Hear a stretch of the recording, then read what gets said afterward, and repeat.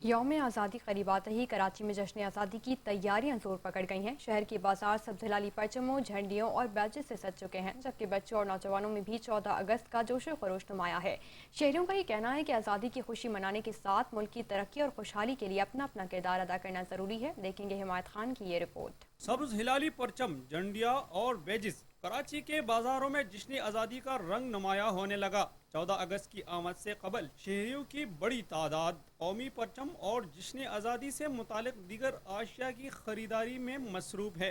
बाजारों में हर तरफ सब्ज हिलाली परचम और कौमी जज्बे की अक्कासी करती आशिया नजर आ रही है। असल तैयारी तो वो है कि हमारे दिल से हम लोग साफ हो जाएं, एक दूसरे से मोहब्बत करें और भाईचारगी का काम करें। अल्हम्दुलिल्लाह बहुत अच्छा रिस्पांस है और माशाल्लाह इलाके के हिसाब से बहुत अच्छे लोग हैं, इखलाक वाले हैं और हर रोज़ाना की बुनियाद पे माशाल्लाह बड़ा रश होता है यहाँ। यौम आज़ादी की मुनासिबत से बच्चों और नौजवानों में भी खासा जोश व खरोश पाया जा रहा है। शहरी अपनी रिहाइश गाहों और दुकानों को कौमी परचमों और झंडियों से सजाने के लिए खरीदारी कर रहे हैं, जबकि दुकानदारों के मुताबिक 14 अगस्त करीब आते ही जश्न आज़ादी से मुतालिक आशिया की मांग में भी इजाफा हो गया है। अल्हम्दुलिल्लाह हमारी तैयारियां भरपूर चल रही हैं, हमारा सामान वामान सब रेडी है। इंशाअल्लाह हम लोग ये 14 अगस्त बहुत खुशी से बनाएंगे। जैसे जैसे दिन कम होते रहेंगे शहरी जोश में आते रहेंगे, काम अच्छा भी होगा।